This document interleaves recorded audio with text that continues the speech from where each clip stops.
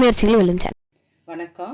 இன்றைக்கி நம்ம ஒரு சுவையான டேஸ்டான புதினா பொடி வந்து எப்படி செய்யலாங்கிறத பார்க்கலாம் வாங்க. அதுக்கு தேவையான பொருட்கள் நம்ம பார்க்கலாம்.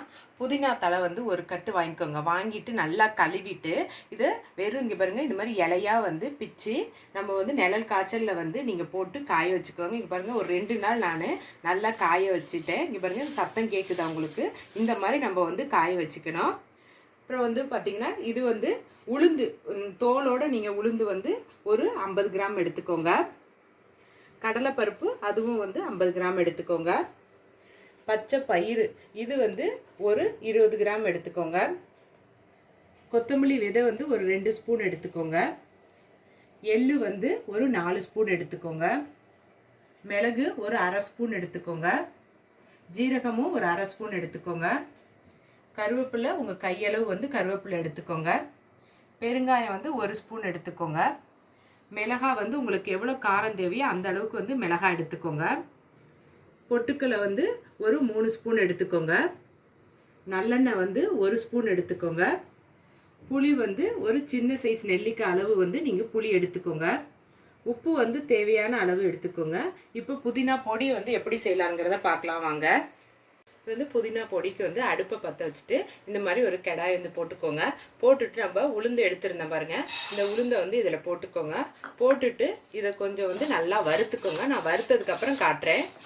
அதுங்க நம்ம உளுந்து போட்டிருந்தோம் பாருங்கள், அது நல்லா இந்த அளவுக்கு வந்து நல்லா செவந்தாச்சு. இப்போ வந்து இதை எடுத்து ஒரு தட்டில் வந்து இதை கொட்டிக்கோங்க. இப்போ அடுத்தது வந்து அதே கடாயில் வந்து நம்ம கடலைப்பருப்பு எடுத்துருந்தோம் பாருங்கள், இந்த கடலைப்பருப்பை போட்டுக்கோங்க. அடுத்தது பாசி பயிர் எடுத்துருந்தோம் பாருங்கள், அதையும் வந்து இதோட போட்டுக்கோங்க. போட்டுட்டு இதையும் கைவிடாமல் வறுத்துக்கோங்க. நான் வறுத்துட்டு காட்டுறேன். பாருங்கள், நம்ம கடலைப்பருப்பும் பச்சை பயிரையும் போட்டுருந்தோம் பாருங்கள், அது நல்லா வறுபட்டுருச்சு. இங்கே பாருங்கள், கடலைப்பருப்புலாம் இந்த அளவுக்கு நீங்கள் வந்து செவந்தா போதும். இப்போ வந்து இதை எடுத்து அதே தட்டில் வந்து நம்ம இதை வந்து சேர்த்துக்குவோம். சேர்த்துட்டு இப்போ இந்த கடாயிலே வந்து மிளகாய் எடுத்துருந்தோம் பாருங்கள், இந்த மிளகாவை போட்டுக்கோங்க. இது பொட்டுக்கல்லை எடுத்துருந்தோம், இந்த பொட்டுக்கல்லை இதோட சேர்த்துக்கோங்க. எள்ளு அதையும் இதோட சேர்த்துக்கோங்க. மல்லி விதை அதையும் இதோட சேர்த்துக்கோங்க. மிளகு, அடுத்தது ஜீரகம், அடுத்தது பெருங்காயம், இது எல்லாத்தையும் இதையும் நல்லா வந்து வறுத்துக்கோங்க. நான் வறுத்துட்டு காட்டுறேன். நம்ம போட்டிருந்த இந்த மிளகாய், பொட்டுக்கல்ல, எள்ளு எல்லாமே நல்லா வறுபட்டுருச்சு. இப்போ வந்து இதையும் வந்து அந்த தட்டில் வந்து இதை அதோட சேர்த்துக்கோங்க. இதை நல்லா வந்து நம்ம ஆற வைக்கணும். ஆற வச்சுட்டு தான் மிக்ஸி ஜாரில் நம்ம போடணும். இப்போ இந்த கடாயிலே நான் வந்து நம்ம புதினா தலை வந்து நான் காய வச்சு எடுத்து வச்சுருக்கேன்னு சொன்ன பாருங்கள், அதை வந்து லேசாக நம்ம இதை வறுத்துக்கலாம். இதை வறுத்துட்டு நான் உங்களுக்கு காட்டுறேன். பாருங்க, நம்ம புதினா போட்டிருந்தேன் பாருங்கள், அது நல்லா வறுபட்டுருச்சு. இது வறுபட்டுருச்சுன்னா நம்ம எப்படி பார்க்கணுன்னா, இங்கே கை பொறுக்கிற அளவுக்கு சூடு வச்சுட்டு இங்கே பாருங்கள், இந்த இலையெல்லாம் இப்படி எங்கெங்க கசக்குனிங்கன்னா இந்த மாதிரி தூளாக வந்து நுணுங்கணும். இதுதான் கரெக்டான பதம். இப்போ இதையும் எடுத்து நம்ம பருப்பெல்லாம் வறுத்து வச்சுருக்கோம் பாருங்கள், அதோட இதையும் வந்து சேர்த்துக்கோங்க.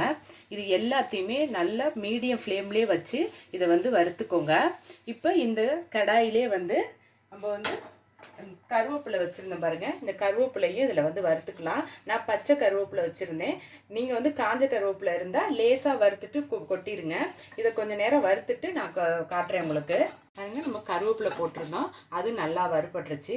அதையும் பாருங்கள், இந்த மாதிரி எடுத்து இந்த கையில் இப்படி நசுக்கணும்னா இந்த மாதிரி நல்லா தூளாக வந்து நுணுங்கணும். இப்போ வந்து இதையும் எடுத்து அந்த தட்டில் வந்து நம்ம இதோட சேர்த்துக்குவோம். இந்த கடாயிலே வந்து நம்ம எடுத்து வச்சுருந்த எண்ணெய், நல்லெண்ணெய் இருக்குது பாருங்கள், அந்த ஒரு ஸ்பூனு அதை வந்து இதில் வந்து ஊற்றிக்கோங்க. ஊற்றிட்டு நம்ம புளி எடுத்துருந்தோம் பாருங்கள், இந்த புளியை வந்து என்ன பண்ணுங்கள், நல்லா பிச்சு பிச்சு அந்த எண்ணெயில் வந்து போடுங்க. போட்டுட்டு இந்த புளியும் வந்து நல்லா வந்து வறுபடணும். நான் வறுத்துட்டு நான் உங்களுக்கு காட்டுறேன்.